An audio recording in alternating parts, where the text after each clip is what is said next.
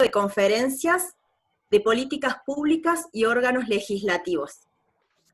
Antes de comenzar, quiero agradecer a Juan Lucero, Brenda Austin y Ramón Mestre por pensar en mí para moderar esta capacitación. Bueno, les voy a... No sé, Ramón, si querés decir unas palabras antes de que Sí, explique la dinámica. ¿Cómo no? ¿Cómo no? Bueno, como les decía recién, muchas gracias Paola Sánchez por moderar el encuentro. Muchas gracias a todos y a todas por acompañarnos. Como ustedes saben, ya hemos puesto en marcha hace 3 viernes este Instituto de Formación, de Capacitación, en el marco de poder encontrar todos aquellos que tienen responsabilidad institucional representando el radicalismo en nuestra provincia, sea oficialista o sea opositor, el rol en el marco de lo que es la representación parlamentaria o legislativa en los 3 ámbitos que tiene el Estado, es decir, en el ámbito nacional, en el ámbito provincial y en el ámbito municipal, donde también se suman los tribunos de cuentas. Para nosotros es un gusto en el día de hoy, y quiero agradecer muy especialmente la presencia de Adolfo Rubinstein, como así también de Hugo Garrido y de Gabriel Abrile por participar. Dije recién a Paola Sánchez por moderar el encuentro. Por supuesto, muchísimas gracias a todos los que se han conectado. Y para entrar en tema, y que esta introducción no sea muy extensa, yo lo que quería que la gestión sanitaria frente a los riesgos de pandemias globales, el rol de los gobiernos locales, que es en definitiva lo que se ha planteado, me gustaría, como disparador, plantear 2 cuestiones o tal vez 2 interrogantes. Y veo que se sigue sumando gente y me gusta porque hay mucha motivación y muchas ganas de formarse y fundamentalmente de escuchar a estas 3 personas que tienen tanta experiencia para brindarnos. Les decía que creo que es un momento de lo más importante para interpelarnos. Es decir, hay una frase que me encanta, que ya la he dicho en reuniones anteriores, y que dice: cambiar de respuesta es evolucionar, y cambiar de pregunta es revolucionar. Es decir, lo bueno sería que al final del encuentro tengamos nuevas preguntas, que no solamente nos capacitemos, nos formemos, sea un encuentro para poder seguir profundizando en cuestiones que, sin dudas, en el marco de una pandemia y con este panel que tiene muchísimo para aportar, creo que sería importante entonces que existan nuevas preguntas. A propósito de eso, la primera cuestión tiene que ver con lo sanitario. Y yo había pensado en cómo hacer para prevenir los contagios de los y las profesionales de la salud, de los auxiliares, de todos aquellos que están en la trinchera. Tal vez me haya quedado la experiencia, después de haber sido intendente de la ciudad más grande de la Argentina, esa situación de estar siempre en la trinchera, y me gusta estar o ponerme en la empatía de aquellos que están en ese lugar, que están haciendo muchísimo por todos los argentinos, por todos los habitantes de nuestro país. Y la verdad es que la pregunta es cómo prevenir los contagios, que son los que se están dando básicamente en este momento en Argentina, y se ha dado en otros lugares del mundo. Yo digo esto porque, hablando con muchos de los médicos, con muchas de las médicas, de los auxiliares sanitarios, nos manifiestan que las distintas clínicas, hospitales, ya sea público o privado, de nuestro país, los médicos tienen espacios reducidos, espacios pequeños. Por ejemplo, la sala de médicos y médicas son lugares donde se hacen tareas administrativas, más allá de la atención, y entonces, bueno, eso hace la posibilidad de que el contagio sea de los profesionales sea mayor. Y entonces, la pregunta que quisiera plantearle es cómo trabajar en este contexto con un déficit en la infraestructura sanitaria. Como así también la segunda cuestión, o la segunda pregunta, como les decía recién, en términos de plantear el disparador, ¿cómo creen que se maneja en estos momentos la pandemia? A mí me parece que los gobiernos están sembrando miedo para que la gente no salga, incluso se culpa muchas veces a las personas contagiadas. Y en una charla de comunicación política que tuvimos hace unos días, escuché que el miedo ayuda a fomentar las prácticas preventivas. Bueno, me quedé pensando, reflexionando. Ahora me pregunto, ¿no se le está yendo la mano con esto de infundir miedo, de transmitir tanto miedo? Personalmente creo que se siembra más miedo que educación. Y este es un tema que para los radicales tiene mucha importancia, la salud y la educación. Y yo creo que necesitamos más educación ciudadana, más que miedo. Pero bueno, evidentemente que son preguntas para iniciar este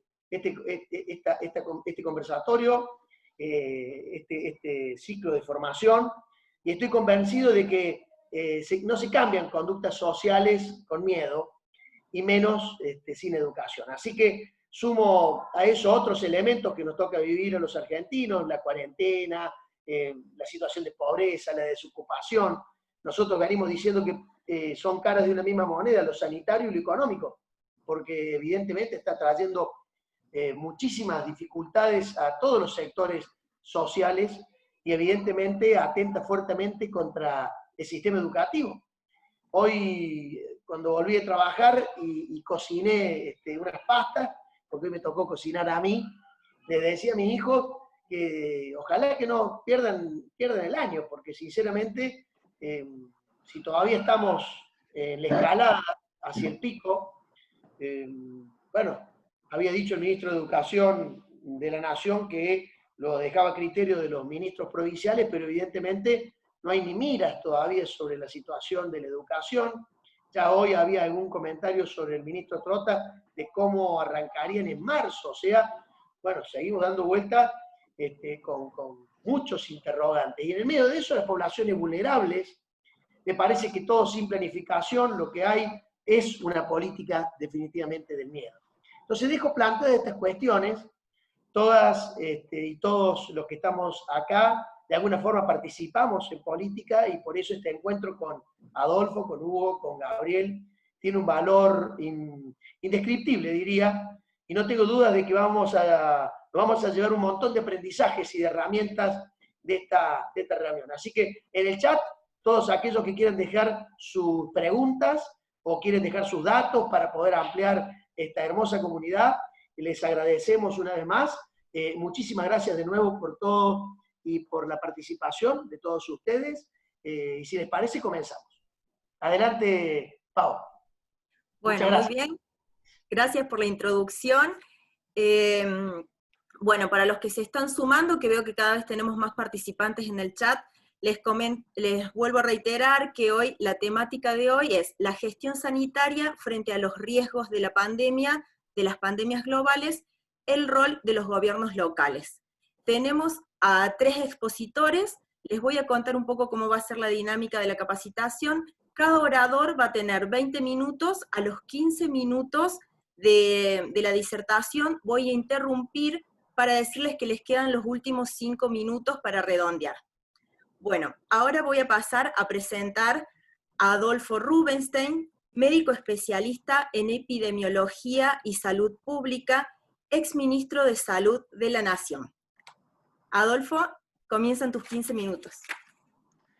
Gracias Paola, muchas gracias Brenda, muchas gracias Ramón por esta invitación a la cual estoy realmente muy complacido de estar de nuevo con todos los amigos de Córdoba.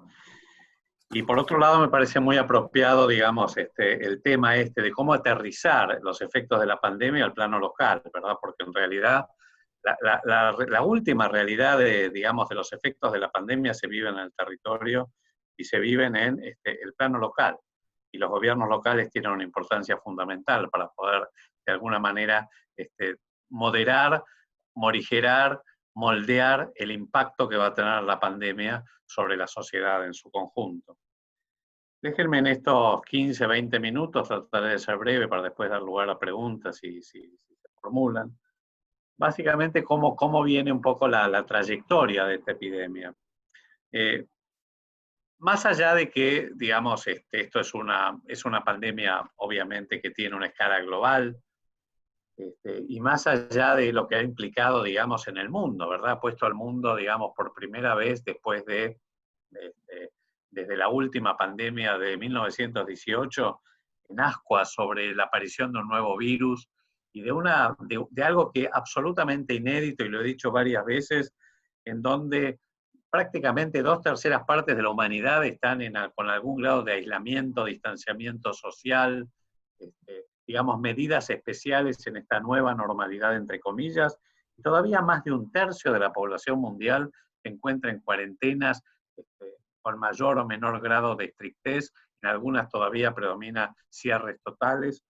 Esto es algo absolutamente inédito, y es como lo venimos hablando, una suerte de experimento social a gran escala, digamos, de toda la humanidad, que no ocurrió nunca en la historia del hombre. Porque si bien la cuarentena es un recurso que es muy conocido desde el medioevo, inclusive desde mucho antes, desde las epidemias de la peste antonina en el siglo II después de Cristo, donde se separaban aquellos que estaban enfermos o aquellos que habían estado en contacto estrecho con enfermos, lo que nunca se hizo en toda la historia de la humanidad es aislar preventivamente a toda la sociedad.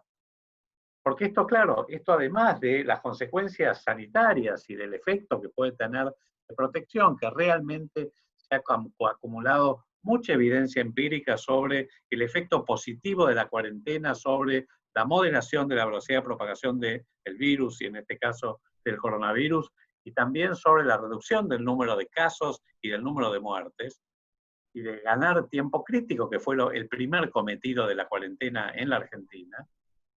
Lo que también, lo que no se había anticipado fue el profundo efecto económico y social que la cuarentena iba a provocar. Y esto en realidad, porque, digamos, después de la experiencia exitosa en Wuhan, en China, digamos, cuando el 24 de enero China cierra la ciudad de Wuhan y otras 10 ciudades de la provincia de Hubei, en realidad donde viven decenas de millones de personas, con muchísima efectividad, al cabo de 10, 12 días, se redujo de manera dramática el número de casos. Y eso hizo que la epidemia comenzara a controlarse y a apagarse en China. Por supuesto que cuando saltó a Europa, esto fue, digamos, a principios de febrero, mediados de febrero, en esa quincena dramática, o ese mes entre mediados de febrero y mediados de marzo, donde impactó fuertemente en Italia, en España, en Reino Unido, en Francia, en Alemania, en todos los países europeos, la realidad es que, digamos, la cuarentena fue de algún modo copiada porque había sido exitosa en China, con lo cual los países comenzaron, porque la sociedad comenzó a demandarlo. Imagínense que cuando apareció en Europa, en Italia, en España, la sociedad no estaba preparada, no se sabía qué medidas tomar, no había tradición como sí la había habido en los países orientales de otras epidemias, como fue la del SARS, hace 15 años, o la del MERS, otros coronavirus, que de alguna manera hicieron que los países orientales tuvieran esa memoria que les permitió rápidamente tomar medidas, y en algunos países muy exitosos en el control de la pandemia, como fueron Vietnam, Tailandia, Singapur, Hong Kong, Taiwán, Corea del Sur, que rápidamente con las medidas habituales, más un altísimo despliegue tecnológico en estos últimos países, lograron mitigar, controlar la epidemia más allá de algunos rebrotes que se han producido últimamente. Pero entonces, cuando estalló en Europa la cosa, obviamente los países europeos, los países occidentales no estábamos preparados. Con lo cual, estalló de tal manera que colapsó los sistemas de salud, y las medidas que se tomaron fueron muy tardías, porque la cuarentena se decretó en España o en Italia cuando ya tenían miles de muertos y decenas de miles de casos. Entonces, cuando nosotros vimos la película desde, digamos, en marzo, obviamente no, estábamos viendo la película de lo que ocurría en Europa, y obviamente cuando se tomó la decisión de la cuarentena, de decretar la cuarentena, fue una decisión acertada y oportuna, con altísimo grado de consenso social, con muchísimo apoyo político, incluyéndonos a nosotros desde la oposición. Por supuesto que de alguna manera esto vino a compensar muchas de las imprevisiones que se habían tomado en las primeras semanas, cuando ya se sabía que la epidemia estaba impactando fuertemente en Europa, estamos hablando de mediados de febrero, y había que prepararse. ¿Cómo había que prepararse? Controlando sobre todo los puntos de entrada del país, particularmente el aeropuerto de Ezeiza, comprando los reactivos para sabiendo que nos íbamos a tener que enfrentar a una epidemia para la cual una de las estrategias y los recursos más importantes era poder diagnosticar a los casos. En fin, todo eso no se hizo. No voy a seguir repitiendo esto, pero ustedes saben que hubo una suerte de subestimación, de minimización del impacto de la epidemia, de ninguneo en su momento, muchos de ellos con un cariz ideológico, que hizo que no se tomaran esas medidas. Entonces, cuando en marzo se decretó la cuarentena, fue una decisión acertada, que de alguna manera venía a compensar algunas de esas imprevisiones. Pero claro, la cosa, digamos, una vez que se tomó la decisión de la cuarentena, una vez que se vio cuál era el consenso social que eso, digamos, estaba otorgándole al gobierno, ese bono de confianza que le estaba otorgando al gobierno, cuando se vio también que había un fuerte apoyo a la figura del presidente, cuando el presidente se puso al hombro el liderazgo en la pandemia, obviamente comenzó eso a generar una conducta de perpetuación, cosa que no es la primera vez que ocurre en nuestro país, donde cuando una medida pareciera exitosa inicialmente, no se toman, digamos, no se planifica cómo se va a salir de eso. Tenemos innumerable cantidad de ejemplos, no en lo sanitario, en lo económico, de cuando uno, digamos, no se corre a tiempo de alguna medida. Y esto es lo que pasó. Obviamente la cuarentena temprana fue crítica para poder ganar tiempo. Ganar tiempo porque se moderó la velocidad de propagación del virus, porque eso permitió entonces tener una curva de contagios razonable y modesta al principio, y eso, digamos, nos permitió a muchas de las jurisdicciones, al gobierno nacional y a las jurisdicciones, a comprar tiempo para preparar mejor el sistema de salud, que claramente no estaba preparado como ningún sistema de salud en el mundo para, digamos, la magnitud de lo que se venía. Esto implicó la compra de el aumento de las camas de terapia intensiva, la compra de respiradores, de algunos insumos, equipamientos de protección personal para los trabajadores de la salud, etc. Pero también desnudó muchas de estas imprevisiones que se habían realizado, de cosas que no se habían hecho al principio de la epidemia, cosa que sí hicieron muchos otros países latinoamericanos que se prepararon bastante mejor.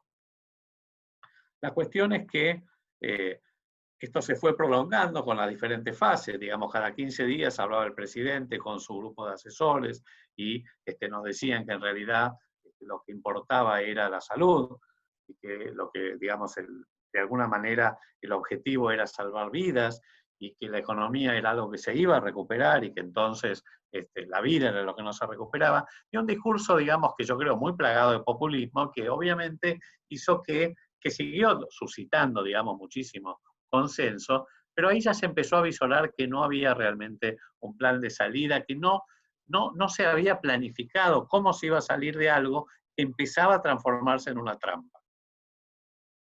Este enamoramiento de la cuarentena tenía que ver con estar un poco en el mejor de los mundos, ¿verdad? Porque por un lado teníamos a la sociedad confinada y por el otro lado se gobernaba por decreto, por un lado, por el otro lado se tenían suspendidos los servicios de justicia, el Congreso estaba medio hibernado, entonces todas las decisiones se tomaban con DNUs y prácticamente la oposición no tenía ningún rol protagónico, digamos, dentro del consenso amplio político que se necesitaba para abordar una tragedia tan terrible como fue la pandemia, como es la pandemia.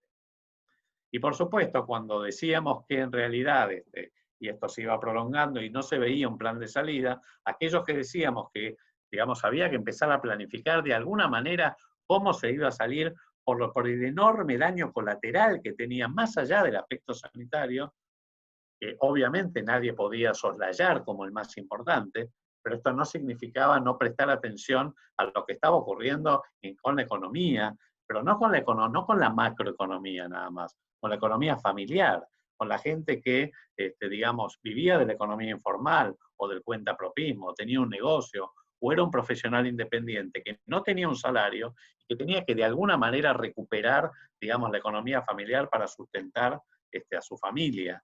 Y claramente, digamos, esto no se percibía como que aquellos que estábamos también diciendo que había que abordar los aspectos, por ejemplo, económicos, sociales e institucionales. Recordemos, el primer documento de la Fundación Alem del radicalismo fue el 7 de mayo.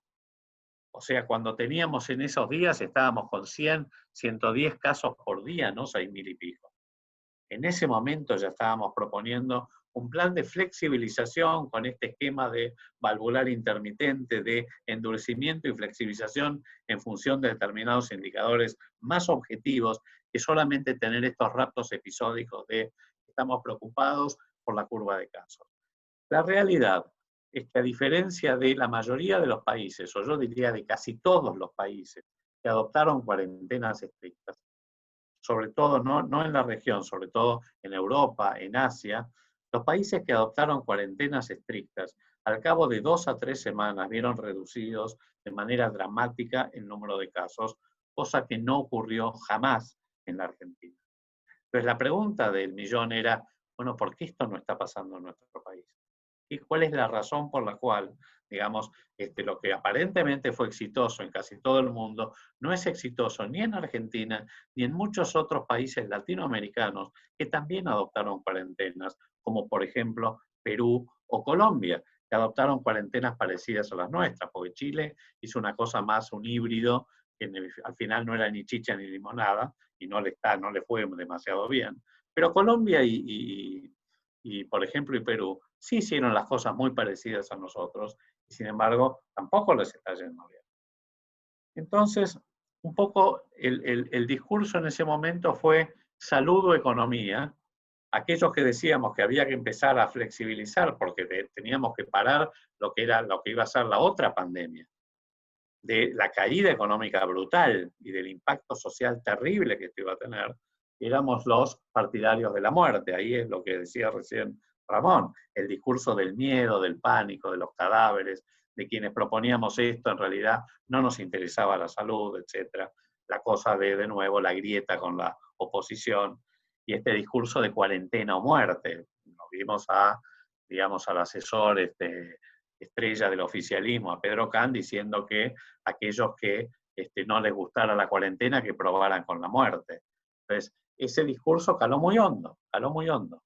Y eso, así como el miedo, como recién también decía Ramón, puede ser algo útil porque permite generar conciencia y gestión de los riesgos, en realidad el pánico es lo peor que puede pasar, genera conductas absolutamente distorsivas, donde al final del día puede pasar lo que finalmente empezó a ocurrir, que es, más sí, a mí que me importa, que me agarre el virus, yo ya no doy más. Entonces, hoy estamos parados ¿a dónde? Hoy estamos parados en un punto de inflexión. En un punto de inflexión epidemiológico, por un lado, porque estamos en teoría, entre comillas, flexibilizando una cuarentena estricta que que no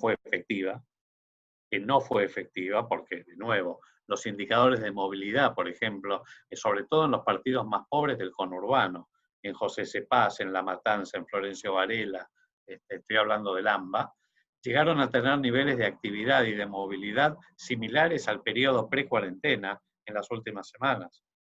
O sea que claramente es el incumplimiento social progresivo, sumado a la maduración de la epidemia, porque la cuarentena no elimina el virus, lo único que hace es dilatar su maduración, hicieron que estemos en este momento considerando la flexibilización de esta cuarentena, de hecho, porque se ha caído de hecho, porque no hay manera de poder sostenerla, porque no es más viable. Pero claro, uno dice, hubiera sido, si hubiéramos flexibilizado antes, y hubiéramos salido a buscar, digamos, los casos y los contactos, con un dispositivo comunitario contundente, bueno, hubiera sido tal vez, si esto hubiera ocurrido, el momento de endurecer, no de flexibilizar. Entonces hay una conducta absolutamente contradictoria en todo esto, en la gestión de la pandemia. Y por el otro lado tenemos un punto de inflexión social. El hartazgo social es absolutamente, es enorme y hace inviable que aun cuando aumenten los casos o las muertes o la ocupación de terapia intensiva, que serían los indicadores objetivos para endurecer, que la gente vuelva, digamos, excepto que la cosa se transforme en un caos y en un colapso sanitario. Yo creo que no va a haber colapso sanitario, creo que el sistema de salud está aguantando razonablemente bien, y yo entiendo que por lo que veo de la velocidad de propagación de la epidemia, la curva de contagios, es lo suficientemente modesto este aumento como para que el sistema por lo menos resista bastante más tiempo, y espero que la cosa no se termine complicando. Pero claramente decir, vamos a volver al confinamiento estricto, lo veo en el AMBA por lo menos, lo veo inviable en este momento. La gente no lo va a cumplir, con lo cual yo creo que hay que pasar ahora a transferir la responsabilidad a los individuos y Doctor, al colectivo social. Ay, sí. ¿Cuánto me queda? doctor Rubinstein, disculpe que le interrumpa, le quedan los últimos 5 minutos. Perfecto. Sí, termino en menos. Entonces, yo creo que ahora la alternativa es transferir la responsabilidad. ¿Pero por qué lo digo? Porque cada vez hay más evidencia que el uso correcto del barbijo, del tapabocas y el tapanariz, el distanciamiento físico seguro, el evitar las aglomeraciones y los encuentros sociales con mucha gente, para más de 10 personas es este número mágico, el proteger a la población, digamos, de mayor riesgo, como son los ancianos frágiles o las personas con enfermedades crónicas serias, el abordar especialmente a las poblaciones más vulnerables, como las que viven en los barrios de emergencia de los conurbanos de las grandes ciudades, y que tienen, digamos, en donde hay hacinamiento, precarización, donde no hay servicios adecuados, donde hay convivencia intergeneracional. Bueno, allí es donde hay que actuar, digamos, con testeos masivos. En los geriátricos, que dan cuenta hoy de casi la mitad de las muertes en Europa, pero también por lo menos en la ciudad de Buenos Aires y creo que en Córdoba también, la mayoría de las muertes están ocurriendo en los ancianos institucionalizados en los geriátricos.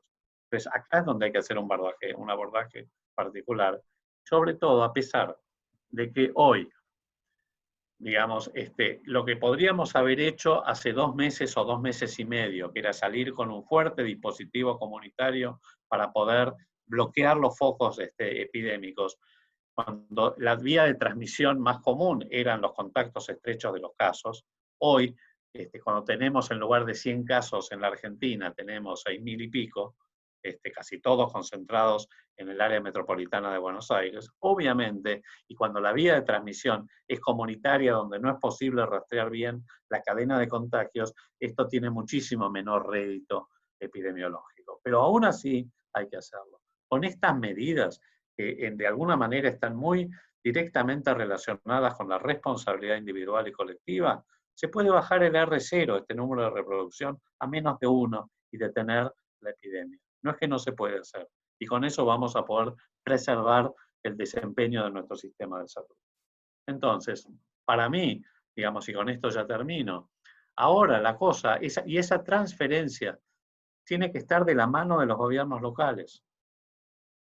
Independientemente de la dimensión, de si se trata de la ciudad de Córdoba, de la ciudad de Buenos Aires, de La Matanza, o de ciudades mucho más pequeñas, o de ciudades, o de pueblos del interior del país, o de la provincia de Córdoba.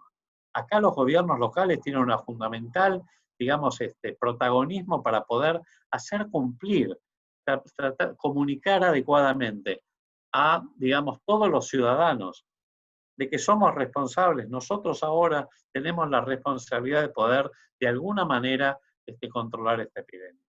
Porque no va a ser posible volver a medidas que desde una, digamos, yo diría, desde un abordaje autoritario, digamos, en este momento, pretendan, digamos, decir, vuelvan todos al confinamiento estricto, porque esto no va a ser viable, no va a ser posible.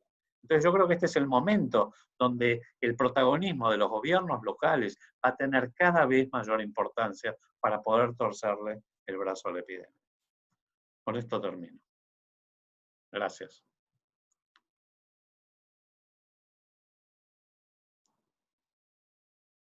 Se quedaron todos callados.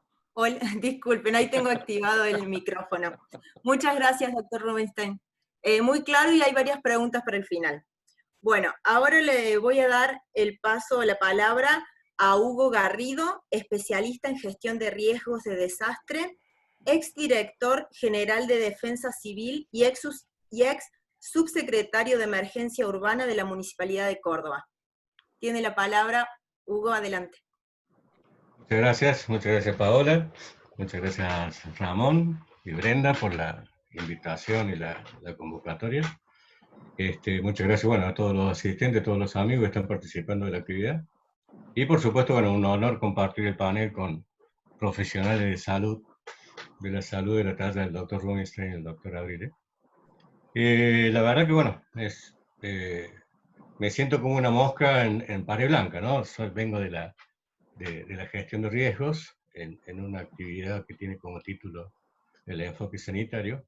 Pero bueno, creo que en el aporte que uno trata de acercar esta cuestión de riesgo, ¿no? De la emergencia, y más precisamente de la gestión de riesgo de desastres. Es un enfoque que está siendo promovido por Naciones Unidas, por las oficinas que trabajan en este tipo de situaciones, epidemias que pasan a pandemia y que generan toda esta sucesión, una cadena que se le llama riesgo sistémico con efectos en múltiples dimensiones, ¿no? Y esto justamente se busca el impulso de políticas públicas que apunten a la reducción de riesgo de desastres.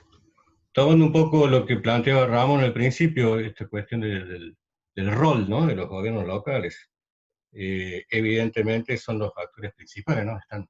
Están en la primera línea, inclusive de la demanda ciudadana, en este tipo de situaciones, todas las falencias, carencias, deudas que se tienen desde el punto de vista de la provisión de servicios públicos con mucho mayor énfasis, salen a la superficie, bueno, y los municipios, los gobiernos locales, inclusive partiendo de todo el sistema de atención primaria de la salud, tiene un rol, ¿no? Y tiene una preponderancia en todo un sistema de respuesta frente a esta pandemia.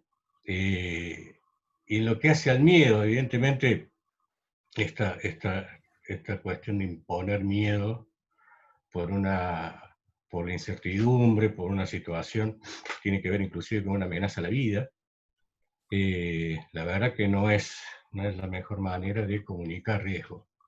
Los que estamos en riesgo sabemos de que es importantísimo comunicar con transparencia, compartir toda la información, darle certezas a la población, transmitir tranquilidad, y de que se está haciendo todo lo posible y que necesitamos que la comunidad y la sociedad jueguen su rol, pero no por la amenaza de padecer una consecuencia grave, y tampoco es una buena medida promover, digamos, abusivamente una cuestión sancionatoria de multas y demás. Yo creo que lo mejor, lo que más reditúa, si se quiere, es apelar a la conciencia, a la responsabilidad y a la solidaridad. Allí tiene que estar el foco en lo que hace la comunicación. La verdad que esta crisis, este desastre, ¿no? que genera COVID, demuestra una cosa que tiene que ver con el riesgo sistémico. Este es un enfoque que se viene trabajando desde la Oficina de Reducción de Riesgo de Desastre de Naciones Unidas, y este esquema de las crisis en cascada. Esto nace como una emergencia de tipo sanitaria, pero al poco tiempo se vio de que iba a traer aparejados múltiples problemas y que iba a afectar en distintos estadios y en distintas formas, ¿no? a la sociedad.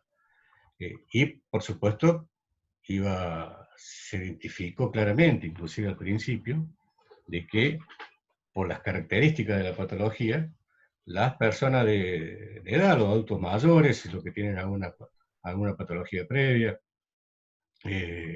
iban a ser, bueno, un grupo de riesgo. Las personas con discapacidades, los grupos vulnerables socioeconómicamente hablando, también iban a ser vulnerables, ¿no? Al efecto de esta pandemia. Y sale a la luz un poco que la única solución aquí va a ser la prevención. Esta frase de cabecera que tenemos los que trabajamos en riesgo: la prevención salva vidas. Nosotros los que trabajamos en riesgo Y aquí también hay una cuestión de autocrítica que se está trabajando en los organismos internacionales. Se ha trabajado mucho en lo que hace a amenazas de origen natural, estas amenazas hidrometeorológicas, climáticas, geológicas. Se ha puesto mucho énfasis allí, y es comprensible, ¿no? Digamos, todos los eventos climáticos extremos han aumentado un 80% en estos últimos 20 años. Ahora bien, COVID ha representado, han muerto, hay un cálculo que se ha hecho, han muerto más personas en los últimos meses por COVID que lo que ha traído aparejado ciclones, huracanes, terremotos, los grandes desastres, ¿no?, de origen natural. Y eso también impacta. Y ni hablar si tenemos en cuenta la pérdida de empleo, ¿no?, la pérdida de ingresos, la afectación económica, la afectación socioeconómica. Hay un cierto acuerdo de que esta pandemia ha generado mayor daño en ese sentido que cualquier otro evento catastrófico en la humanidad, ¿no? Y eso es la verdad un llamado de atención de dónde estamos parados, ¿no? Y lo que genera COVID. Hay en Argentina, creo, haciendo un análisis, ¿no? Hay un problema con la gobernanza del riesgo, le llamo así, de qué manera se gestiona estratégicamente una situación como esta. En la gobernanza sobre el riesgo hay una cuestión, una deuda histórica, ¿no? Es endémico. Tiene que ver un poco con la idiosincrasia, con la falta de cultura en lo que hace desarrollo, planificación, en lo que hace al trabajo preventivo. Inclusive a esta cuestión de compartimientos estancos, a nivel horizontal o vertical, es decir, interjurisdiccionalmente es difícil trabajar temas como este, ¿no?, que tienen que ver con una política pública, y basado en prevención. O sea, estamos proponiendo trabajos o lograr una inversión en algo que quizá no se dé. Si tenemos éxito en nuestro trabajo preventivo, vamos a evitar que suceda o con un mayor impacto, ¿no? Entonces, es un problema de marketing que hay allí. Y bueno, y los compartimentos de estanco, que eso es lamentablemente clásico en muchas estructuras, sobre todo institucionales públicas, donde cada uno trabaja en lo suyo y es difícil esa sinergia interárea, ¿no?, y multisectorial. Eso es un grave problema. Y hay un tema allí importante que es las causas de los desastres. No se encuentra tanto en la amenaza, sino en la falta de comprensión de todos los factores, de las causas, ¿no? Por ejemplo, la exposición y la vulnerabilidad. Traduciendo esto, el problema no es tanto COVID, sino cómo nos impacta. El problema no es tanto la amenaza, sino cómo nos encuentra. Esto tiene que ver con esta definición de que el riesgo está construido socialmente. De acuerdo a cómo esté preparada la comunidad, cuáles sean sus recursos, cuál es su cultura, cuál es su vulnerabilidad, esta susceptibilidad a sufrir daño, es la magnitud de la amenaza en sí. Y esto tiene que ver, inclusive, me hizo acordar hace poco algunas expresiones del presidente cuando hablaba, y hay otras personalidades también que lo han manifestado, que el problema no es la pandemia, sino la cuarentena. Tiene que ver con esto, ¿no? El desastre y el calabro social es culpa de COVID. No, justamente COVID nos muestra y demuestra cuáles son nuestras falencias, cuáles son nuestras vulnerabilidades y cómo estamos expuestos a sufrir el impacto de una amenaza de tipo biológico como es esta. Eso es, digamos, hay que tenerlo claro. Si no, es como que estamos desligando responsabilidades, y esto no tiene que ver con un gobierno, ¿no?, sino como nación y como sociedad. Y también a nivel global, es decir, si la humanidad toda, y ya tomando a este efecto, a esta característica pandémica que tiene COVID, si hubiéramos tenido sistema de detección, si hubiera habido un efectivo control de brote, si hubiera habido una comunicación entre los organismos que tienen bajo su cuidado esta cuestión del seguimiento de enfermedades transmisibles, si hubiera habido asignación de recursos, una planificación en materia de prevención, quizás los efectos de COVID no hubieran sido tan desastrosos como lo que estamos viviendo. Allí los organismos internacionales tienen algún grado, digamos, de responsabilidad. Una cuestión personal de uno como está más o menos entrenado en riesgo, y desde enero, ¿no? Fines de enero, que vengo siguiendo COVID, allí sale la noticia de esta neumonía típica en una provincia del centro de China, así como lo manifestaba el doctor Rubinstein, desde la ESPI, esta emergencia de salud pública de importancia internacional, la fui siguiendo, ¿no? Y esto tiene que ver con este aporte, ¿no? que hago a este espacio, la cuestión del enfoque de gestión de riesgo, de desastres. Porque en realidad este enfoque es un enfoque integral, holístico, y que abarca múltiples dimensiones. Se unifican en un solo campo, hay un solo espacio de análisis y de toma de decisiones, considerando que el riesgo es sistémico y que va a generar una falla sistémica. Eso es justamente el enfoque de gestión de riesgo de desastres. Y como tal, uno también llega a la conclusión de que estos desastres que se producen son justamente problemas de desarrollo, ¿no? de las sociedades.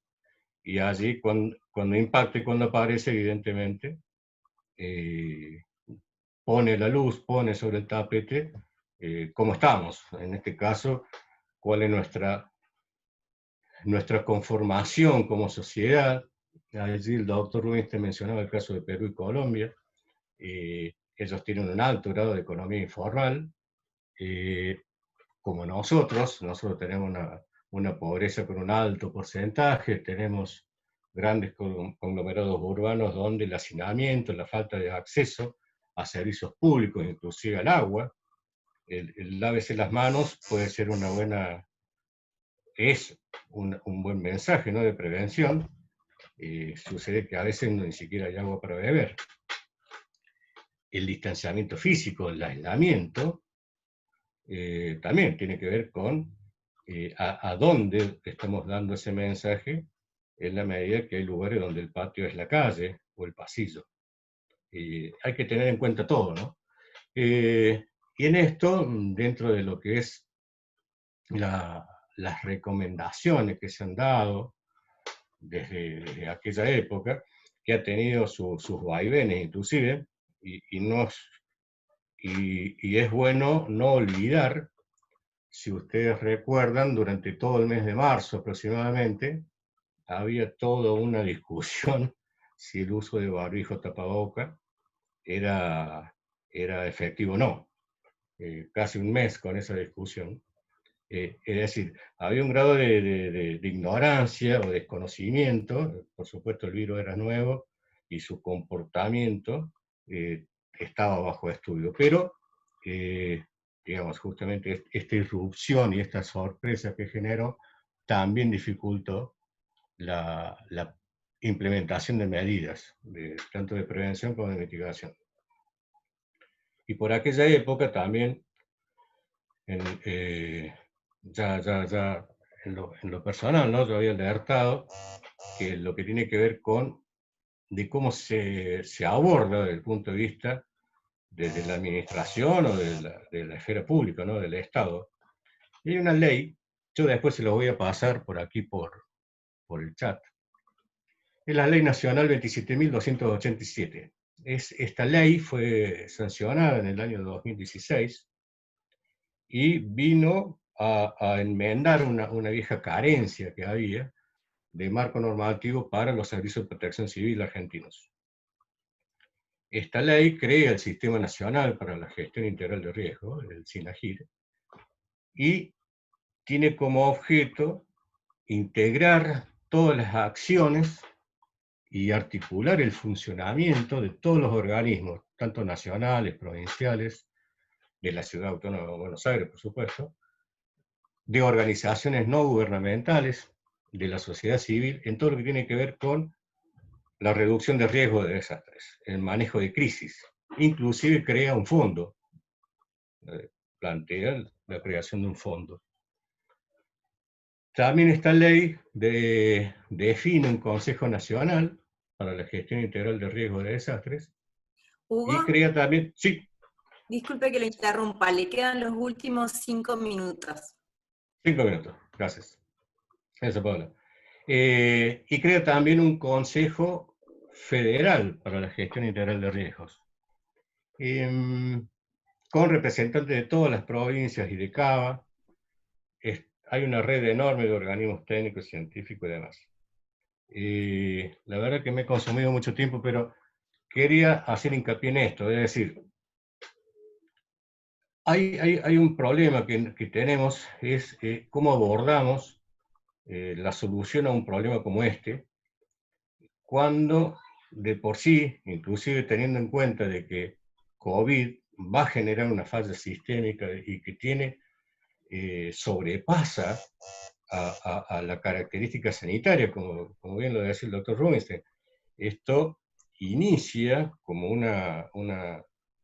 tiene un efecto sanitario sobre el sistema de salud pública, pero desde el mismo momento en que se dictan medidas de restricción de circulación, que de por sí ya hay algunos excesos y abusos en eso, y conociendo la historia de Argentina también, ya habiendo una ley que justamente fue diseñada, fue planteada, fue discutida en el Congreso Nacional y tiene valor de ley, ya está el organismo, ya están, inclusive hasta deberían estar los fondos, de el instituto que puede manejar una crisis como esta y no quedarse bajo la improvisación de llamar a un consejo técnico, asesor o científico para que vaya asesorando, por un lado desde la infectología, por otro lado desde el punto de vista sanitario, reuniones de gabinete con la dimensión social, la dimensión económica, la dimensión del trabajo, la dimensión... Es decir, ya hay una figura jurídica que solventa y que está planteado para esto, para cubrir de la mejor manera, ¿no? Y eso tiene que ver con esta falta, digamos, de cultura del riesgo y de la gobernanza del riesgo. Eso es algo que llama la atención y que muchos países, y esto es un análisis que se está realizando en muchos países, en organismos internacionales, este enfoque excesivamente sanitario, o que se le ha endilgado, se le ha sobrecargado, inclusive hasta por allí injustamente, al sistema de salud, la articulación y coordinación de la respuesta de todo el Estado para enfrentar COVID. A un director de un hospital regional se le requiere que tome decisiones sobre la vuelta a clases o no, si puede abrir una peluquería o no. Digamos, el sistema de salud se le está demandando respuestas sobre múltiples dimensiones sobre las cuales no tiene por qué saber, y lo distrae, digamos, de su misión principal, que es salvar vidas y prevenir justamente la propagación de la enfermedad. Con un enfoque, por supuesto, médico, ¿no? Un enfoque de la salud y de la preservación de la vida.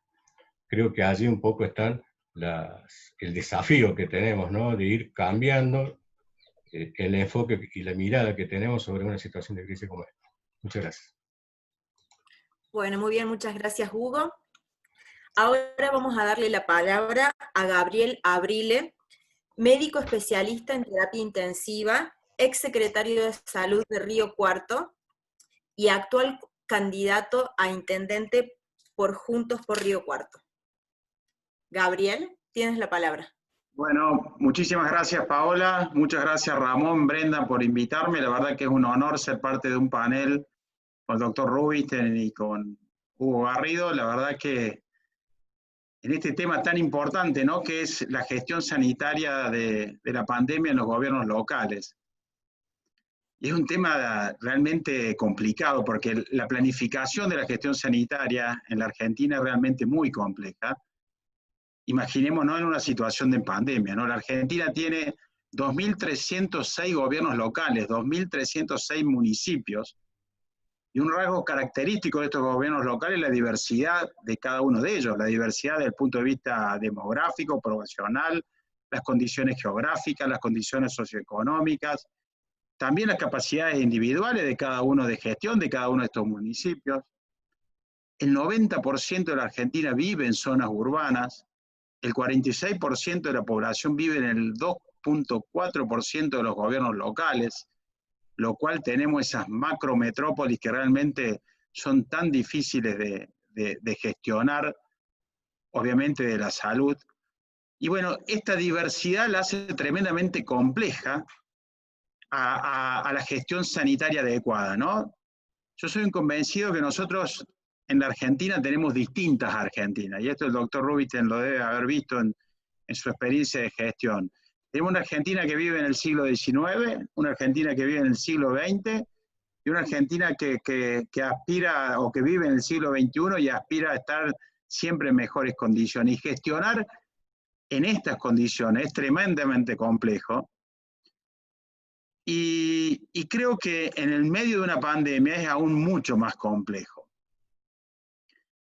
Esta discusión de cuarentena sí, cuarentena no, para algo que tiene un abordaje multinodal, requiere también de que sea abordado en una forma multidisciplinar. Yo creo que lo que tenemos que dejar de hacer es de mirar el tema de la salud con la mirada pura del sector, sino tener una mirada mucho más horizontal, una mirada más multidisciplinar. Yo puedo tener en Río Cuarto el sistema de salud Suiza, si ustedes quieren, pero si yo no mejoro la educación, la cultura, el saneamiento, la vivienda, el desarrollo social, no voy a tener ningún tipo de impacto en indicadores duros de salud si realmente no mejoro también todo lo otro. Entonces creo que es muy importante dejar de tener una mirada pura desde el sector, como se ha venido haciendo hasta ahora, y tener una mirada fundamentalmente de la multidisciplina. Y creo que también eso tiene mucho que ver en el manejo local o en el manejo de los gobiernos locales. Creo que esto realmente es muy importante, también mirarlo de la disciplina, porque esto hace que los gobiernos locales tengan un montón de retos o desafíos para llevar hacia adelante. El primer reto, obviamente, es el reto sanitario. Y fíjense que esta pandemia encontró a los gobiernos locales que tienen que responder cuando ellos están preparados con sistemas para la atención primaria.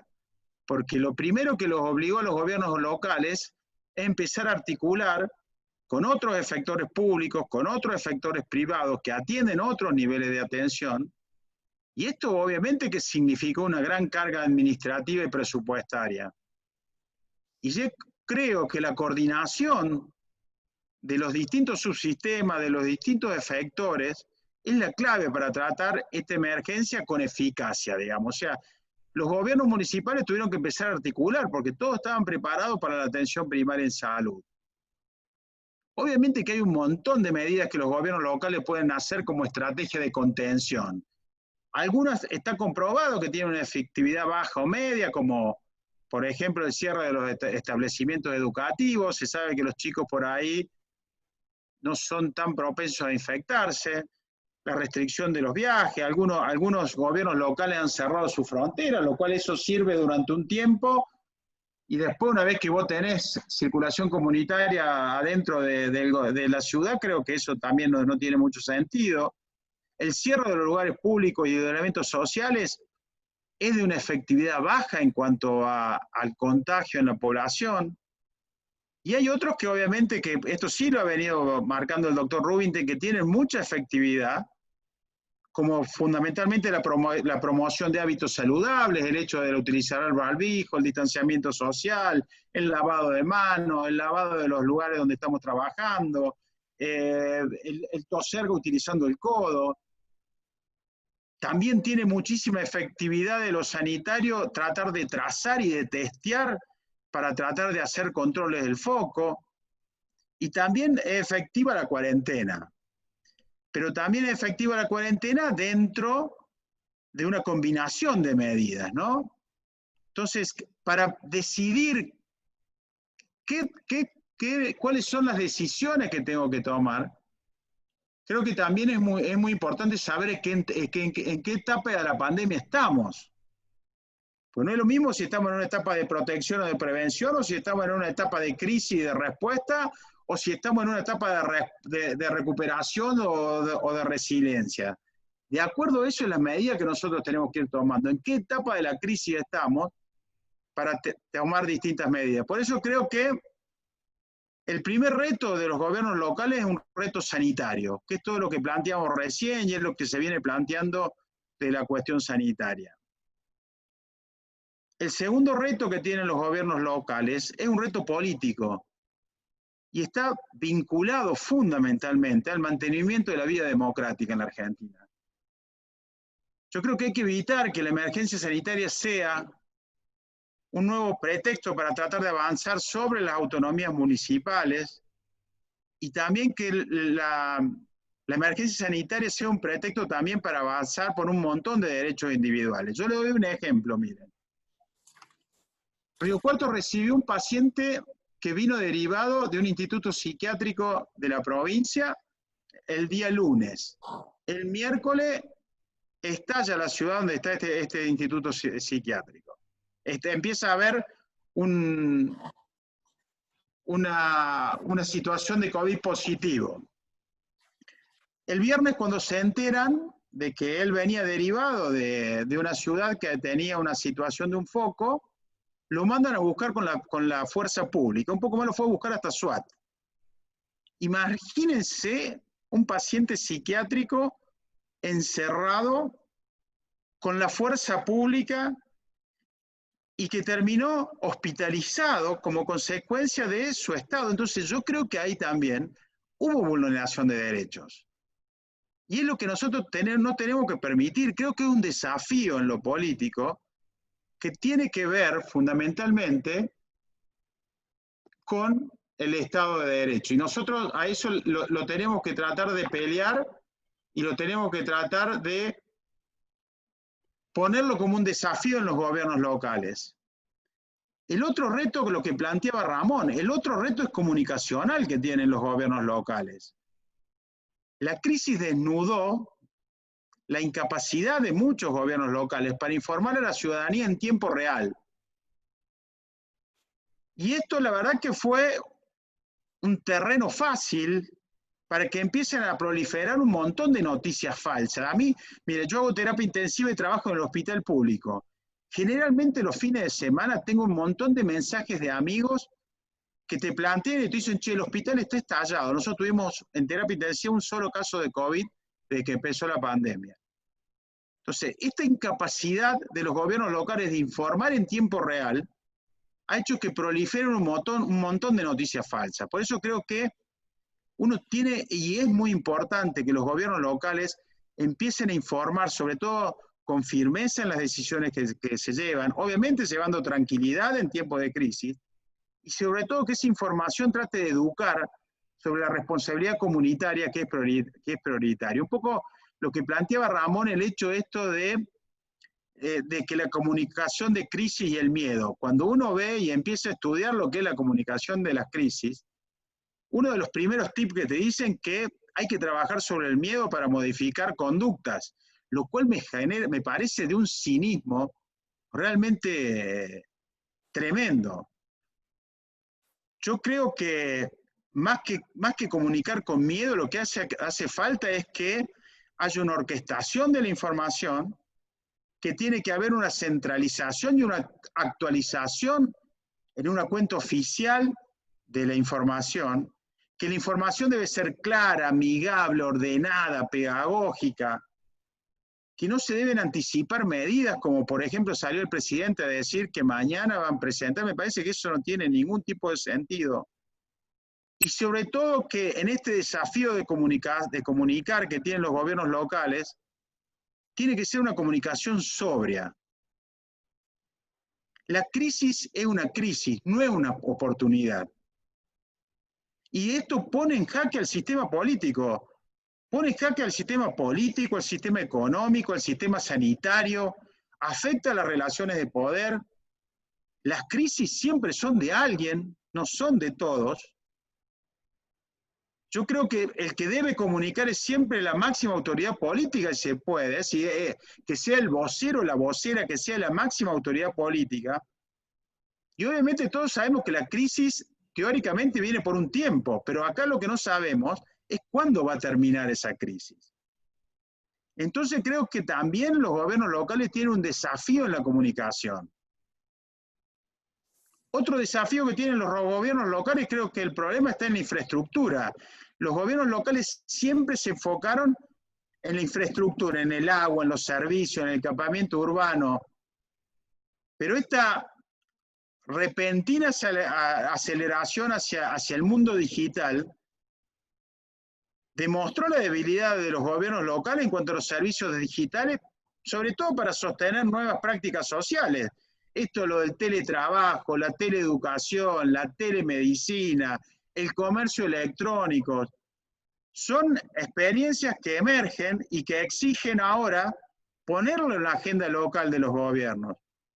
El robustecimiento de las redes, la conectividad, a pesar de no ser una competencia municipal, creo que hoy esto tiene que estar en la agenda de los gobiernos locales, lo cual también creo que es un desafío en cuanto a ponerlo en la infraestructura y pensarlo, ¿no?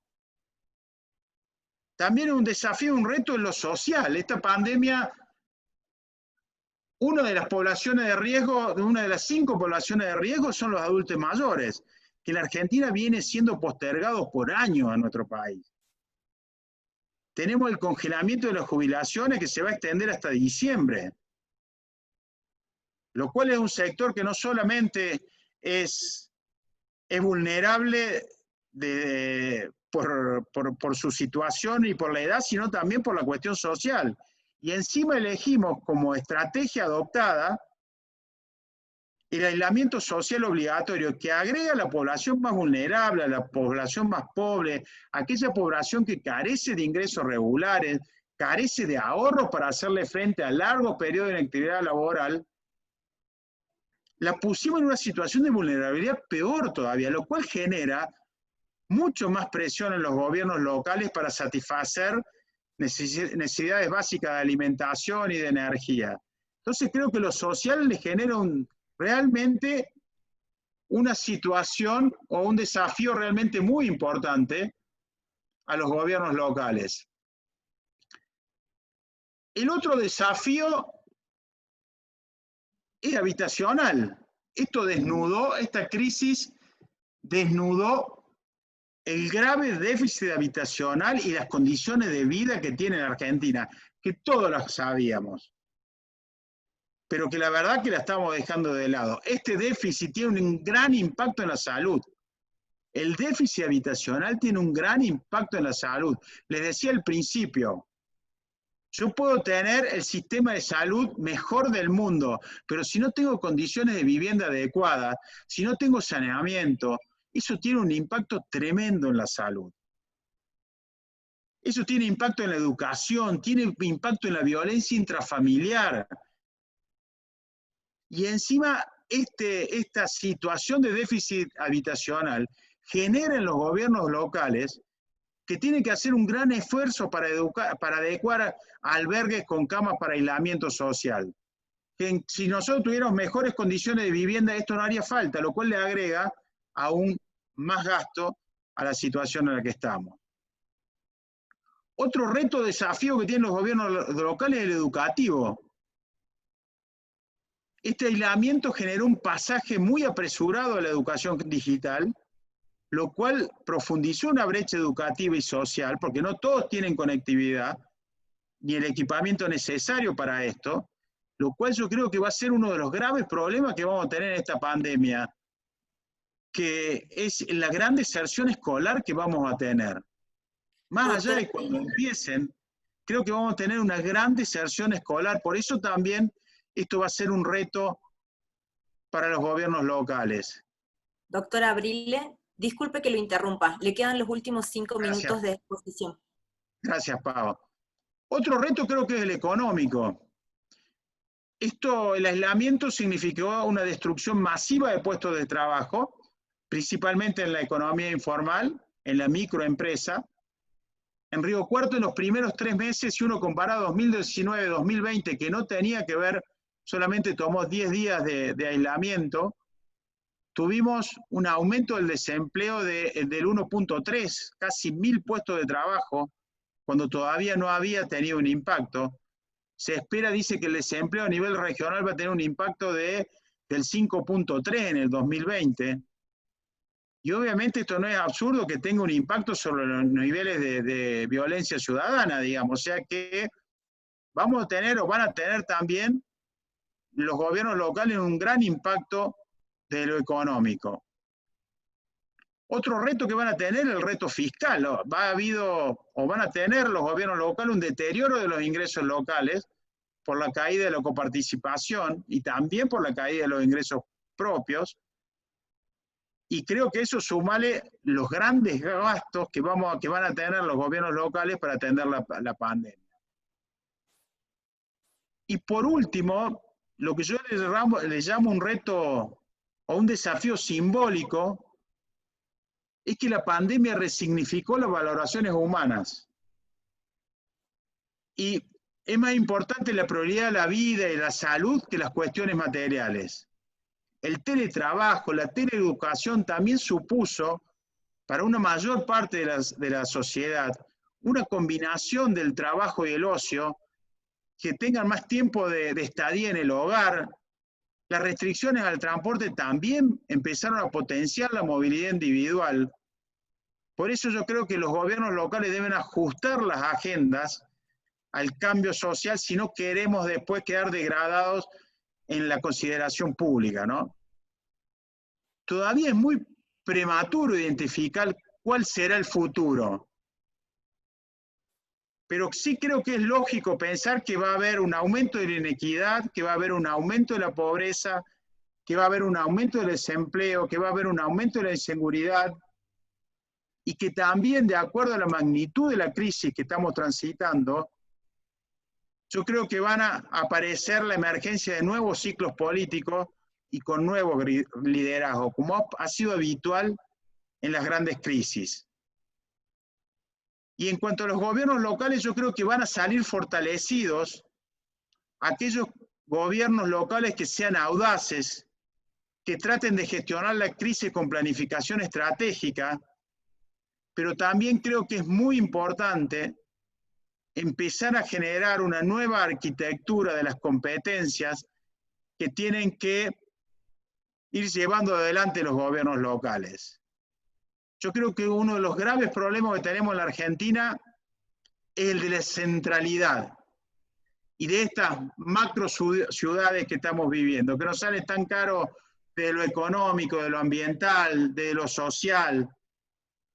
Y creo que esa centralidad se combate con gobiernos de localidad, haciendo fuerte a los gobiernos de localidad. Entonces creo que también tiene que aparecer en la Argentina un nuevo estatus, una nueva lógica de gestión donde realmente los gobiernos locales tomen la importancia que tienen que tener. Así que, desde mi punto de vista, creo que tenemos un gran desafío de gestión de la pandemia para los gobiernos locales y espero que haberles ayudado a esta situación. Desde mi punto de vista, nada más y muchísimas gracias. Estoy dispuesto a las preguntas. Muchísimas gracias, doctora Abrile, también a Hugo Garrido y al doctor Rubinstein. Han sido todos muy claras sus exposiciones, creo que muchas cosas coincidimos y también hay un debate muy interesante. Venimos bien con el tiempo y espero que nos alcance para todas las preguntas. Voy a empezar con el doctor Rubinstein. Vamos a empezar con algunas de las preguntas más cortitas. Por ahí preguntaban en el chat si este era un virus de laboratorio o si era un virus natural.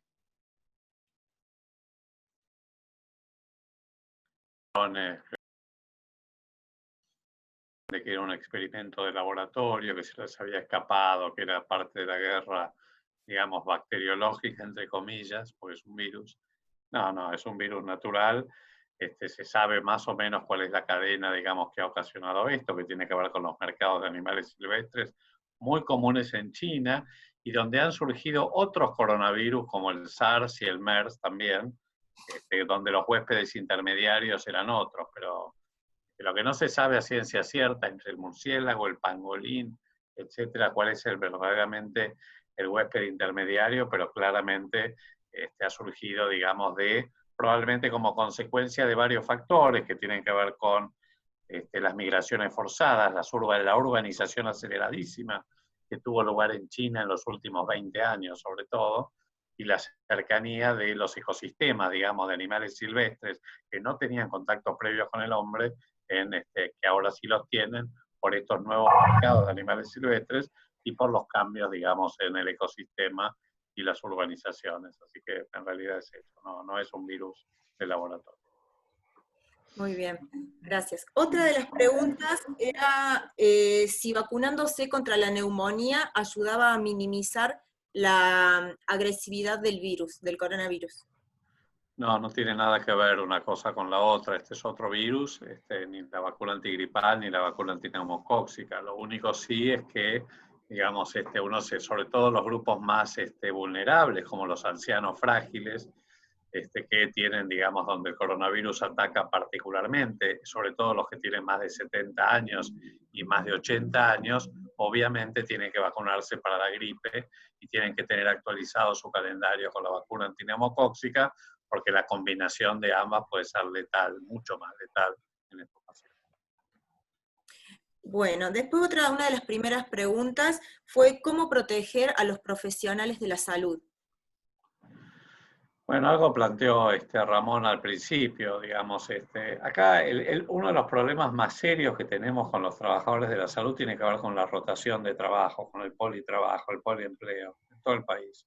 Tanto desde médicos, médicas, enfermeros, enfermeras, trabajadores sociales, terapistas físicos, respiratorios, todos trabajan en muchos lugares, entonces circulan, digamos, transportan el virus de un lugar a otro, y ha sido el mayor problema, sobre todo en los geriátricos. ¿Por qué? Porque los cuidadores de los geriátricos muchas veces, cuando no se cumplen los protocolos estrictos de entrada y de salida de vestimenta, son focos de propagación que una vez que se incendian no se detienen. Entonces esto ustedes lo vivieron en Córdoba, en varios lugares, también en Buenos Aires. Así que este es un serio problema. En este momento en la ciudad de Buenos Aires aproximadamente el 10% de los trabajadores, de los contagios en realidad, han venido de trabajadores de la salud. Los estudios que se están haciendo ahora de testeo periódico, por lo menos en la ciudad de Buenos Aires, lo que están mostrando es que con anticuerpos, que también tienen sus limitaciones, lo que ha mostrado es que están en aproximadamente un 3-4% quienes se han infectado ya y que tienen anticuerpos. Pero es un serio problema porque, sobre todo, no en Buenos Aires, pero en muchas, sobre todo en el conurbano, no sé cómo es la situación en la provincia de Córdoba, pero no todos los municipios tienen el número adecuado de equipos de protección personal, que necesitas equipos especiales, sobre todo para aquellos que manipulan pacientes con COVID-19 o que realizan procedimientos especiales que son bastante más riesgosos. Y el otro tema es que muchas veces, más allá de que existan equipos de protección personal, muchas veces los trabajadores de la salud incumplimos los protocolos. Este es el problema cuando estamos en reuniones, como creo que también se comentó, digamos, almorzando, etcétera, ¿no? Digamos, relajamos muchas conductas y eso habitualmente genera muchos contagios. Bien, Doc. Después hay muchas preguntas con respecto a cómo manejar la pandemia. ¿Cómo? Doctora Abrile, díganos. ¿Qué Que creo que también es muy importante en esto para evitar los contactos en los equipos de salud, la capacitación, ¿no? Sí, claro. Creo que eso es clave y creo que se desaprovechó mucho tiempo de la pandemia para formar al equipo de salud en esto fundamentalmente. Creo que si vos me decís cuál es el sentido al principio de la pandemia, más allá de equipar en cuanto a insumos y tecnología, creo que era clave esto de tratar de capacitar al equipo de salud. Por ejemplo, nosotros en Córdoba se liberaron los hospitales.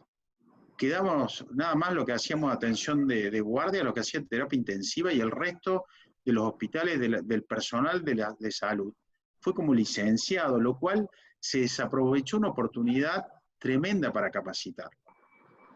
Entonces, ahí yo creo que por lo menos en Córdoba hubo un error realmente muy importante. No se capacitó al equipo de salud para tratar de evitar este tipo de contagios, ¿no? Muy bien, sí, coincido. Otra pregunta para el doctor Rubinstein. ¿Hasta cuándo esperar para tomar medidas restrictivas? Porque se está hablando del aumento de casos, entonces la pregunta va apuntada hacia cuándo habría que retroceder hacia fase 1 y cómo se maneja esto en función al porcentaje de camas ocupadas. Si hubiéramos hecho las cosas bien en la gestión de la pandemia, probablemente con indicadores objetivos, como por ejemplo es la ocupación de camas de terapia intensiva, podríamos definir cuándo hay que retroceder con las medidas restrictivas, por ejemplo, volver a la cuarentena más estricta. La realidad es que yo dudo que esto pueda ser cumplido, es lo que había dicho antes, porque creo que en este momento, digamos, no lo veo viable. Esto es mi mayor preocupación. Porque probablemente, si bien ahora también la realidad, más allá de algunos agoreros o gente que, digamos, que produce a veces mucho pánico en los medios de comunicación, la ocupación de camas de terapia intensiva en el AMBA en este momento, si bien es preocupante, por supuesto, como les decía antes, tampoco es mayor que digamos que la ocupación habitual a esta altura del año. Por ahí el doctor Abrile puede, digamos, precisar mejor esta información. Pero la realidad es que en la ciudad de Buenos Aires en este momento está entre el 60% en el sistema público, las de COVID, ¿no? Y 70% en el sector privado. Lo que pasa también es que el AMBA es un conglomerado urbano muy heterogéneo. Por un lado está la ciudad de Buenos Aires, por el otro lado está cada partido del conurbano. Es cierto que hay partidos del conurbano que tienen una capacidad operativa del sistema de salud en cuanto a camas críticas muy baja. Entonces están en 100% ocupadas y los pacientes tienen que ser trasladados a otros distritos o a la ciudad de Buenos Aires. Cuando uno analiza, digamos, en general, en promedio, son estas tasas de ocupación. En este momento, el sistema no está cerca del colapso. No está. Pero sí es cierto que han aumentado la tasa de ocupación, aunque por ejemplo también es cierto que en la ciudad de Buenos Aires la ocupación de camas de terapia intensiva en el sector público ha disminuido en los últimos 3 días, por 3 días consecutivos. Si esto es una tendencia o esto va a volver digamos, a rebotar, no sabemos. Muchas gracias. Ahora, estaban preguntando mucho en el chat sobre el regreso a clases y la vuelta a clases. En realidad la pregunta era hacia los tres, la voy a dirigir hacia Hugo Garrido, a ver qué piensa de las políticas o de la organización para la segunda mitad del año con respecto al comienzo de clases. Gracias, Paola. Sí, un poco va de la mano de la respuesta que daba el doctor Rubinstein recién. En lo que hace vuelta a clases, evidentemente se va a tener que volver en fases, extremando algunos cuidados respecto al distanciamiento, respecto a la bioseguridad y demás, pero también hay que tener en cuenta que las medidas que se tomen tienen que ser tomadas no estrictamente con el enfoque sanitario, sino con un enfoque también pedagógico de la naturaleza, de la educación y de la escuela, ¿no? Los chicos, sobre todo el nivel primario y inicial, por supuesto, generan vínculos, es parte de su formación, es parte de su adquisición de identidad. Por ende hay que tener mucho cuidado cuando por allí se plantean estas cuestiones del uso de barbijo o no, las mascarillas faciales, dentro de la multiplicidad de versiones y de expertos que muchas veces se exponen en medios masivos de comunicación, y por allí con un grado de conocimiento y realidad e irresponsabilidad, ¿no? La vuelta a clases, sin embargo, hay que ver, se supone que estamos en una curva ascendente, en una tasa de duplicación de 15 a 20 días, no sé si este es el mejor momento. Hay modelos matemáticos de universidades de Estados Unidos que plantean que el pico estaría a mediados de septiembre, siguiendo los indicadores que tenemos hoy presentes, ¿no? Pero hay otra posibilidad de que integrar este año escolar con el siguiente, formando un solo ciclo. Creo que es posible la vuelta, pero habría que tomar algunas medidas de fondo y seguramente no creo que sea en el corto plazo. Desde mi óptica de la gestión de riesgo, no lo veo posible en el corto plazo. Sí, es posible, digamos, de acá a 45, 60 días. Bien, muy bien, muchas gracias. Ahora para el doctor Abrile, que explicó muy bien la situación de los gobiernos locales, hay muchas preguntas referidas al COE. Sabemos que en Córdoba se habla de que gobierna el COE o que todas las directivas las manda el COE. Hay una pregunta que dice, ¿tiene autonomía de decisión el COE regional o el COE central? ¿Cómo se están manejando en su región, doctor? No, y la verdad que es una lástima, ¿no? Porque yo creo que tiene que haber un manejo regional de la pandemia, porque no todos estamos en las mismas condiciones, ni ninguno puede, en Córdoba por ahí no saben en las condiciones en las que estamos viviendo en Río Cuarto. Yo creo que si uno toma una serie de medidas desde el gobierno local y las puede llevar adelante, creo que de esa forma uno puede permitir que localmente algunas ciudades puedan tener algún tipo más de autonomía. Lamentablemente no. Creo que tiene también que ver con, más allá del COE regional y el COE principal, creo que tiene que ver con una cuestión de liderazgo. Algunos gobiernos tomaron decisiones por encima de los COE regionales y creo que está bien, yo lo considero que está bien, que tiene que haber también medidas regionales porque son los que realmente conocen la realidad y creo que eso es importante y el COE central lo tiene que tratar de ver porque son los que viven el día a día, son los que conocen cuáles son su problemática, todos los problemas que estamos teniendo, y creo que lamentablemente no se está teniendo la oportunidad de tener autonomía municipal y de los COE regionales. Pero te digo, me parece que tiene también que ver con los liderazgos, ¿no? Si uno tiene desde el punto de vista académico, si uno tiene desde el punto de vista profesional, la información para llevar y abrir alguna cuestión puntual, creo que eso lo tiene que plantear y el COE central lo tenía que también permitir. Muy bien. Paola, discúlpame, Paola, yo lamentablemente me voy a tener que retirar, porque justo tengo que empezar otra reunión. Bueno, doctor, le agradezco mucho. No sé si quiere tener unas palabras finales por un cierre o... No, solo decir que les agradezco muchísimo haber compartido este tiempo con ustedes. La verdad me pareció sumamente interesante la dinámica de la reunión. Y nada, que estoy a disposición para cualquier otra vez que podamos reunirnos. Espero fuera de la pandemia. Así que muchísimas gracias, Paola, Brenda, Ramón y mis colegas que me compartieron el panel. Muchas gracias. Muchísimas gracias. Gracias, Bueno, doctor. Ídolo. Seguimos con, les hago, ahora hay como varias preguntas generales relacionadas con el manejo de la pandemia, como para que cada uno cierre un poquito con el mensaje final. ¿Cómo manejamos la pandemia? ¿Cómo nos manejamos con las urgencias? Si el final de la pandemia sería con la vacuna, están muchos temas, muchas preguntas relacionadas a cómo es la corresponsabilidad social en función de las flexibilizaciones de la cuarentena. Digamos, ¿qué recomendaciones o qué medidas sugieren tanto para la sociedad para poder cada vez flexibilizar más? Doctor Abril, perdón, permiso. Dele.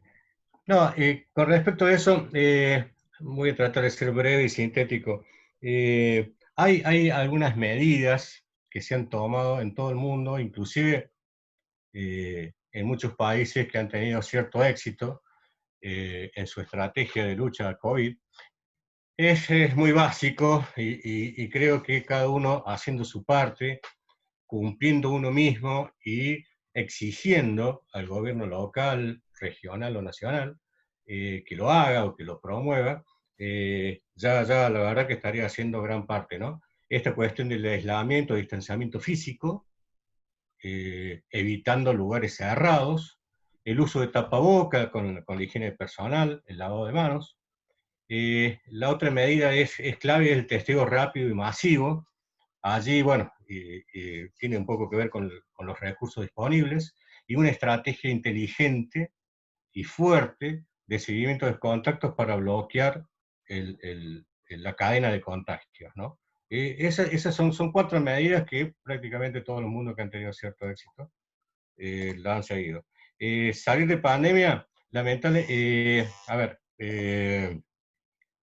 uno tomando la responsabilidad social de estas medidas, ya está, la verdad que está haciendo su gran aporte, y hay que tener en cuenta también que va a ser necesario atravesar esta etapa, son 30, 40 días, que son claves, donde con una tasa de duplicación que está en el orden de las 2 semanas, con un R0 que está arriba de 1,5, la verdad que es casi impropio, no sé qué opinará el doctor Abril,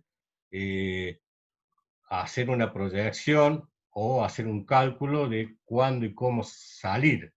Sí, es indudable que el hartazgo social tiene que ver con una cuarentena excesiva.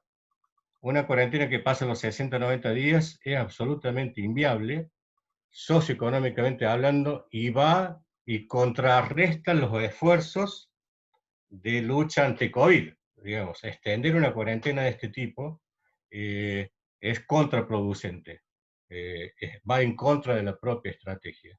Ya la gente ya inclusive lo está tomando con un ánimo de rebeldía y eso va en contra de la estrategia de prevención. Sí, en realidad las medidas que se saben que a nivel internacional han sido efectivas tienen que ver fundamentalmente con la capacitación comunitaria, tratar de que la gente empiece a adoptar medidas de prevención, la trazabilidad de los testeos. Ahí alguien planteaba con el tema de la descentralización del laboratorio central. La verdad es que ha sido un manejo realmente tan malo lo que han planteado a nivel provincial. Miren, la Universidad Nacional de Río Cuarto tiene la posibilidad, por intermedio del Laboratorio de Biología Molecular de la Facultad de Veterinaria, de hacer 5.000 testeos por día acá en la ciudad de Río Cuarto. A un costo realmente mínimo, le digo, 50, 100 pesos por cada uno de los test. A esto lo han presentado en el COE regional, le han hecho 5 propuestas,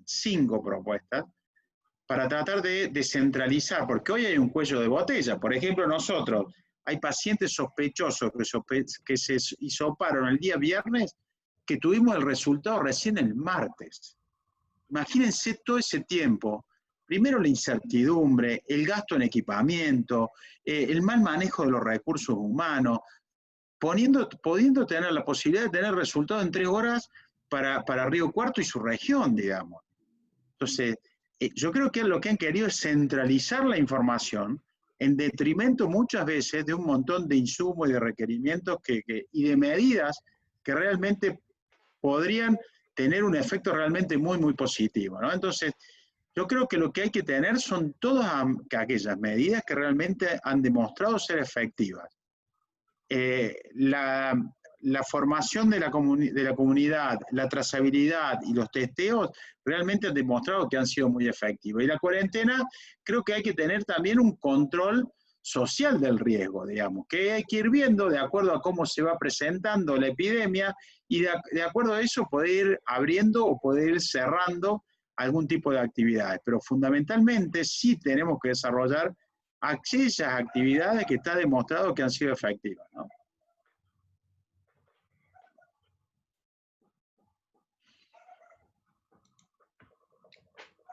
Paola. Paola está. Se nos fue, me Hola, parece. disculpen, acá estoy. Tuve un problema con el micrófono, ya estamos nuevamente acá. Si quieren, quiero dar un pequeño aporte para los expositores y todos los participantes de esta capacitación. Les quiero comentar que yo soy bioquímica del Hospital Domingo Funes, que se está ubicado en Punilla, y coincido totalmente con el doctor Abrile en que está habiendo un problema en la cantidad de hisopos que se entregan. Puntualmente hace 2 días que tenemos la orden de no entregar porque no hay, porque Laboratorio Central de la provincia de Córdoba hay un cuello de botella y estaban con 3, 4, desde el fin de semana había resultados pendientes. Entonces estoy de acuerdo, como se habló al comienzo, dijo el doctor Rubinstein, la cuarentena fue oportuna y estuvo muy bien en fases tempranas, pero lamentablemente se tenían que adoptar un montón de otras políticas, compra de insumos, capacitaciones, que no se han realizado. La experiencia acá en el hospital, el primer mes fue caótica, había mucho miedo, el que podía se sacaba carpeta médica, no había equipos de protección personal, salimos a comprar fiselina y a hacernos las batas nosotros, a comprarnos nosotros botas y gorros y todo lo que podíamos comprarnos, hasta el alcohol. Afortunadamente ahora sí ya hay equipos de protección y estamos preparados. Igualmente la situación esta semana, los comentarios entre los profesionales, es que el Hospital Rawson, todos los pacientes COVID positivos se estaban derivando al Hospital Rawson y ya ha llegado a una capacidad del 70%, así que ya está recibiendo el Hospital San Roque, y también nosotros esta semana estamos recibiendo a los pacientes de Oliva. Entonces, hay políticas acertadas y después otras no tanto.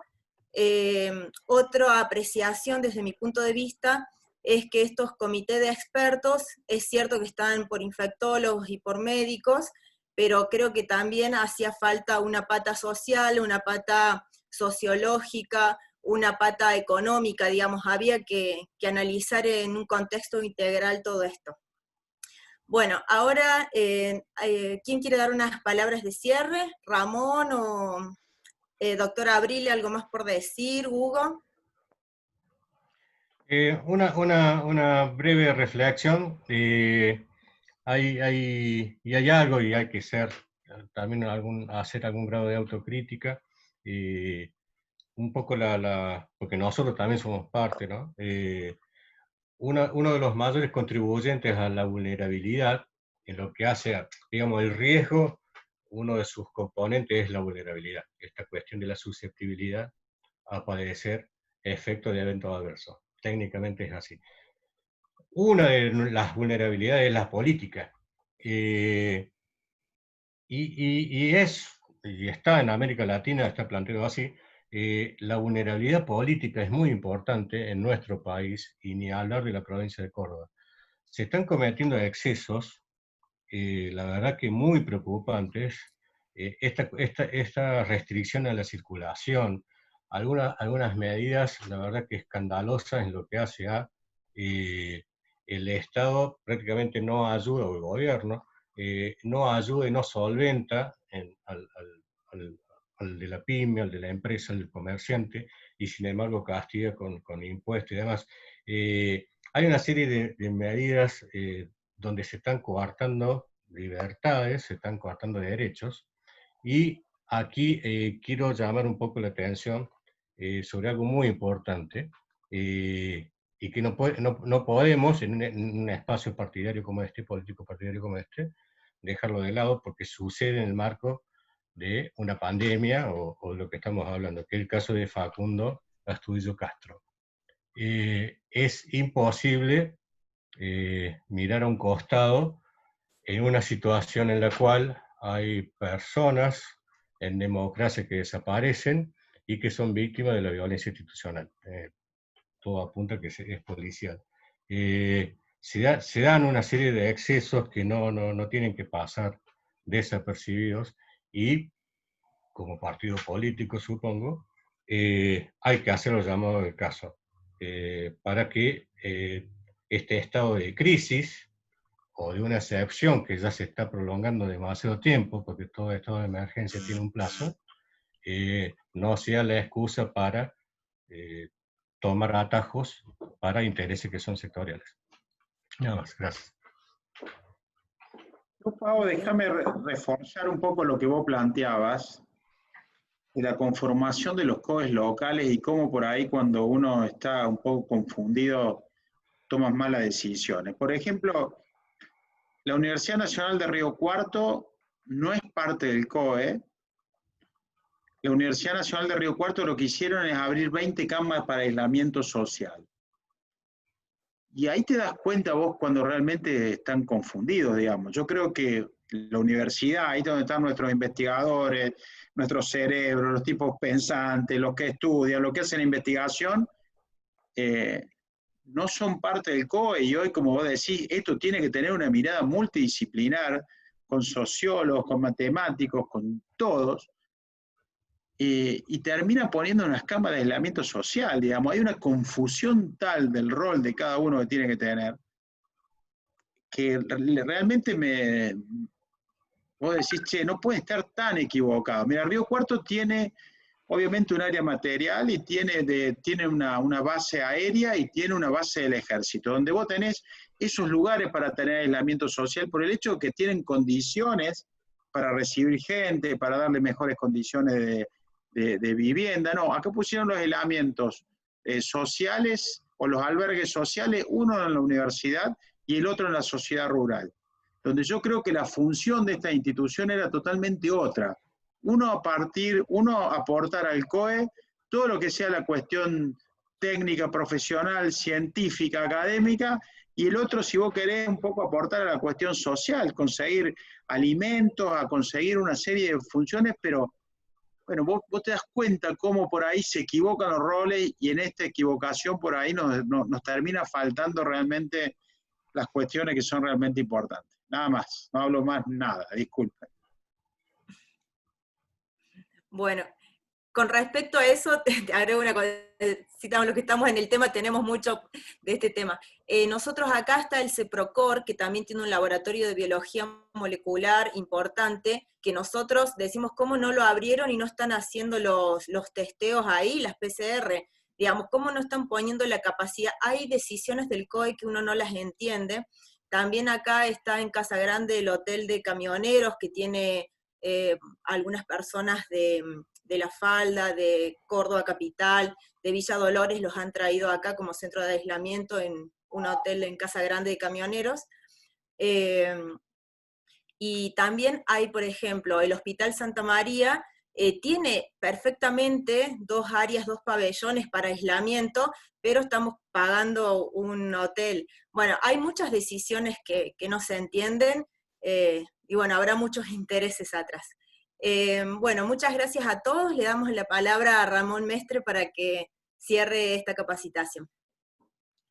Bueno, muchísimas gracias, Paola Sánchez, por tu coordinación. Ha salido excelente, con una solvencia, una prestancia muy, pero muy interesante. Inclusive aportando datos y también, por supuesto, participando. Así que te agradezco, te felicito. Bueno, Dolphy ya salió, ya partió, pero le agradecimos. También, por supuesto, el agradecimiento especial para el Gaby Abrile, que tiene una tarea muy importante y que no tengo duda de que vamos a recuperar la ciudad de Río Cuarto de su mano y de todo el equipo que está trabajando para eso. Hugo Garrido, muchísimas gracias por tu trabajo, por tu compromiso.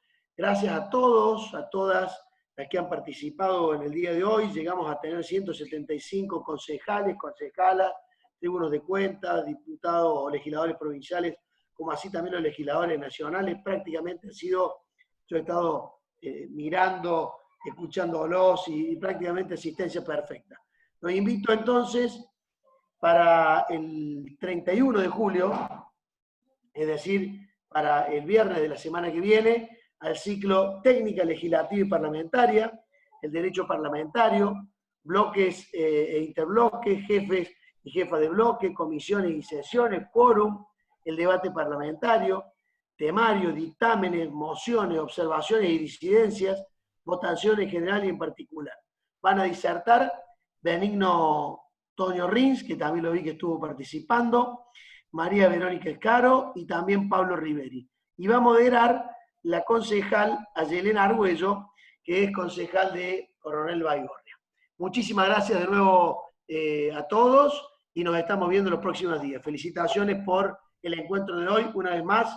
Creo que ha sido muy, pero muy provechoso para todos. Así que sigamos adelante. Y por último, le vamos a dar conocimiento en los próximos días, ya para algo más masivo y no solamente para concejales, tribunos de cuentas, legisladores provinciales, legisladores nacionales. En eso que hicimos la presentación con la clase magistral de Facundo Manes, cuando lanzamos este foro, este instituto de formación, este ciclo de capacitación, dijimos que íbamos a poner en marcha toda la modernización que estamos llevando en el partido, y a partir del 18 de agosto empiezan los cursos gratuitos que se van a llevar adelante en clases virtuales que el partido va a poner, así que pueden invitar a quienes quieran a participar de estos cursos, que ya vamos a dar a conocer las distintas actividades que vamos a desarrollar. Muchísimas gracias y nos vemos pronto.